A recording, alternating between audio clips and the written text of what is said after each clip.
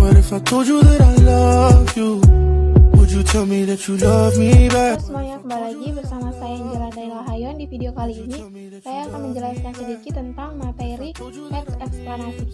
Secara etimologi, teks eksplanasi diambil dalam bahasa Inggris yaitu explain, yang artinya menerangkan atau menjelaskan. Yang kedua, explanation, yang artinya keterangan atau menjelaskan. Lalu, apa itu teks eksplanasi? Teks eksplanasi adalah teks yang menjelaskan sebab akibat suatu fenomena, baik itu peristiwa alam, ilmu pengetahuan, sosial, budaya, dan lain-lain. Teks eksplanasi berisi fakta yang dapat menjawab pernyataan tentang bagaimana, mengapa suatu fenomena itu bisa terjadi. Pasti kita pernah mendengar atau membaca informasi mengenai fenomena alam atau peristiwa yang terjadi di lingkungan sekitar kita, seperti hujan deras, gempa bumi, angin puting beliung, dan lain-lain.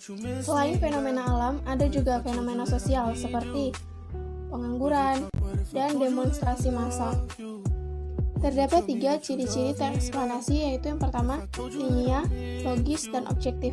Struktur teks eksplanasi yang pertama, pernyataan umum. Pernyataan umum ini berisi tentang latar belakang dan tujuan umum topik yang dapat berupa definisi, klasifikasi, sejarah, dan asal-usul. Yang kedua, deret penjelasan. Pada bagian ini berisi perincian proses atau sebab terjadinya suatu fenomena alam yang juga mencangkup akibat dan dampak yang ditimbulkan. Yang ketiga, interpretasi. Pada bagian ini, bagian akhir teks terdapat tanggapan penulis dalam menyikapi fenomena berupa pernyataan reflektif yang bersifat umum. Supaya memperjelas penjelasan saya mengenai struktur teks eksplanasi, kita dapat melihat contoh berikut ini. Pertama, pernyataan umum yang berisi latar belakang dan tinjauan umum. Sebagai contoh, saya mengambil teks pengangguran. Pengangguran merupakan salah satu fenomena sosial yang menjadi masalah di masyarakat, seperti sebuah penyakit yang secara kronik menyerang segi kehidupan di masyarakat. Sudah banyak formula penanganan yang diambil, namun masalah ini belum selesai atau belum tuntas. Contoh berikutnya yaitu deret penjelasan berisi perincian proses atau sebab terjadinya suatu fenomena alam. Contohnya, bukan hanya di Indonesia, permasalahan pengangguran ini ditemukan di hampir semua negara. Setiap pemerintahan di dunia menjadikan masalah pengangguran menjadi agenda utama. Secara umum, banyak yang mengartikan bahwa pengangguran adalah orang-orang dewasa yang tidak bekerja atau tidak memiliki pekerjaan secara normal dan tidak mendapatkan penghasilan. Selain itu, Badan Pusat Statistik atau yang biasa kita sebut sebagai BPS secara spesifik memberikan definisi tentang pengangguran, yaitu orang-orang yang bekerja kurang dari 1 jam setiap minggunya. Ada beberapa faktor yang mendasar yang menjadi penyebab terjadinya pengangguran. Pengangguran biasanya terjadi karena adanya kesengajaan antara pencari kerja dan kesempatan kerja. Pengangguran juga dapat disebabkan oleh karena adanya perubahan struktural dalam perekonomian. Perubahan ini menimbulkan kebutuhan terhadap tenaga kerja dengan jenis atau tingkat keterampilan yang berbeda, sehingga kualifikasi yang dimiliki oleh pencari kerja tidak sesuai dengan kebutuhan yang ada. Dan yang sering terjadi juga adalah pengangguran yang disebabkan oleh pemutusan hubungan kerja terhadap karyawan dan buruh. Akibat terjadinya pengangguran yaitu menimbulkan berbagai persoalan ekonomi dan sosial bagi yang mengalaminya. Orang yang tidak mempunyai mata pencarian juga tidak mendapatkan penghasilan, dan tidak berpenghasilan tidak dapat membelanjakan uangnya untuk membeli barang kebutuhan hidup. Bila jumlah pengangguran banyak, pasti akan timbul kekacauan sosial. Jumlah gelandangan meningkat pesat. Selanjutnya, berpotensi menimbulkan kriminal. Struktur berikutnya yaitu interpretasi adalah pada bagian akhir teks terdapat ungkapan penulis dalam menyikapi fenomena berupa pernyataan efektif yang bersifat umum. Berikut adalah contohnya.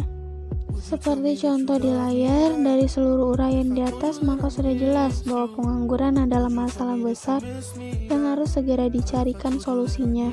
Langkah nyata yang dapat ditempuh adalah dengan memperbaiki solusi di lapangan kerja. Dengan semakin baiknya kondisi lapangan kerja, kekerasan sosial akibat pengangguran bisa dikurangi atau diatasi. Di samping itu, memperbaiki kondisi lulusan sarjana yang dihasilkan dan disesuaikan lagi dengan kebutuhan pasar tenaga kerja. Langkah yang lebih baik lagi adalah jika kita mampu memberikan keterampilan yang memadai untuk mereka usia kerja sehingga dapat menciptakan lapangan kerja sendiri. Semua langkah ini harus segera kita ambil agar masalah pengangguran segera terselesaikan. Kaidah kebahasaan dalam teks eksplanasi dibagi menjadi 3 bagian, yaitu yang pertama, pembahasan topik lebih fokus pada bagian yang bersifat umum atau genetik. Yang kedua, pada penulisan harus menggunakan istilah-istilah yang ilmiah atau dapat dibuktikan kebenarannya.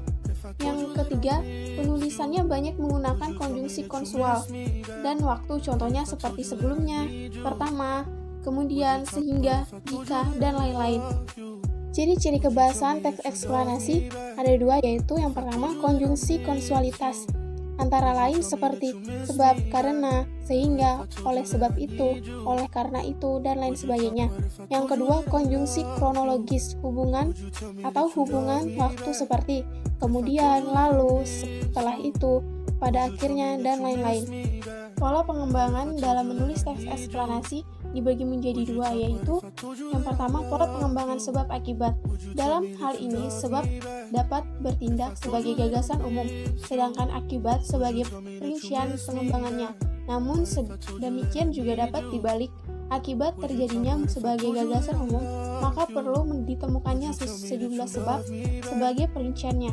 Berikut adalah contoh pola pengembangan sebab akibat.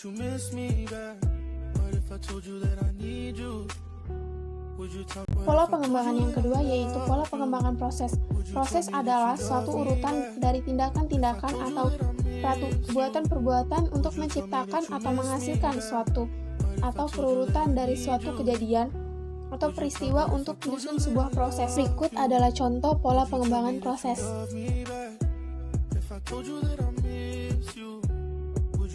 Terima kasih bagi yang sudah menonton video saya dari awal sampai akhir. Jika selama video saya tadi ada kesalahan kata atau tidak mengenakan hati, mohon dimaafkan. Sampai jumpa di video saya selanjutnya. Dadah.